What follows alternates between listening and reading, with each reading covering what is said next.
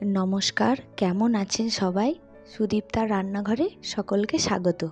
আজ আমি নিয়ে এসেছি একটি স্ন্যাক্স আইটেম, চিকেন পকোড়া, যেটা বাচ্চা থেকে বড় সবারই খুব পছন্দ। বৃষ্টির দিনে বিকেলবেলায় যদি থাকে এরকম চিকেন পকোড়া, তাহলে বিকেলটা খুব সুন্দর জমে যায়। তো চলুন বেশি কথা না বলে আমি দেখে নেব এটা কীভাবে বানিয়েছি। তো এটা বানানোর জন্য নিয়েছি 200 গ্রাম মতো চিকেন, 1 কাপ বেসন, একটা ডিম, লবণ, পেঁয়াজ কুচি, লঙ্কা কুচি, আদা, জিরে, হলুদ, পেঁয়াজ, রসুন দিয়ে একটা পেস্ট, আর নিয়েছি একটা লেবু। তো সবার প্রথমে আমি চিকেনটিকে একটি লেবু দিয়ে ভালো করে ম্যারিনেট করে নেব। এখানে আপনারা ভিনিগারও ইউজ করতে পারেন।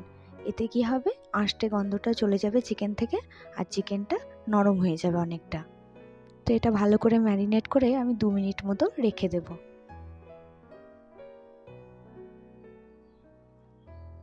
এইবার এর মধ্যে দিয়ে দেব পেঁয়াজ কুচি, যে মশলাটা আমি বানিয়েছিলাম আদা, জিরে, রসুন আর পেঁয়াজ দিয়ে, সেটা, আর হলুদ, সব কিছু এর মধ্যে মিশিয়ে একটা মশলা তৈরি করেছিলাম, সেটা দিয়ে দিলাম। এবার দিয়ে দেব পরিমাণ মতো লবণ। এবার সব এগুলো দিয়ে আমি একটু মাখিয়ে নেব।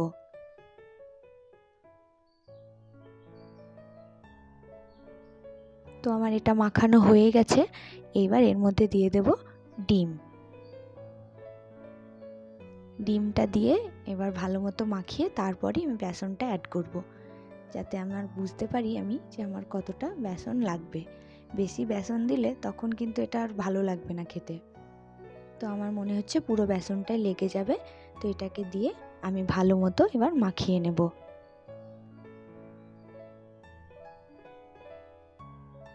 হয়ে গেছে মাখানো।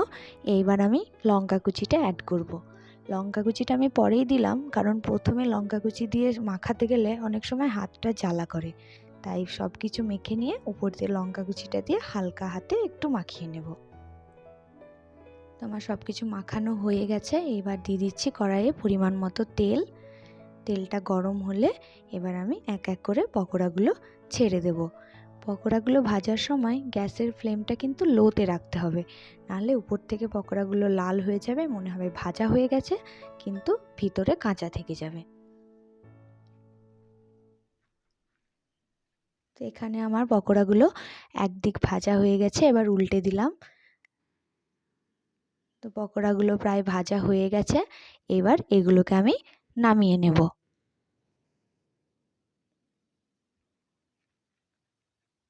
তো আমার সমস্ত পকোড়াগুলোই এইভাবে আমি ভেজে নিয়েছিলাম। তো দেখলেন তো, খুব সহজেই কি তাড়াতাড়ি তৈরি হয়ে গেল চিকেন পকোড়া। খেতেও কিন্তু খুব ভালো হয়েছিল, একদম দোকানের মতোই। তো ভিডিওটি কেমন লাগলো জানাবেন। ভিডিওটিকে লাইক, কমেন্ট, শেয়ার করবেন। চ্যানেলটিকে সাবস্ক্রাইব করবেন। দেখা হবে অন্য ভিডিওতে। ধন্যবাদ।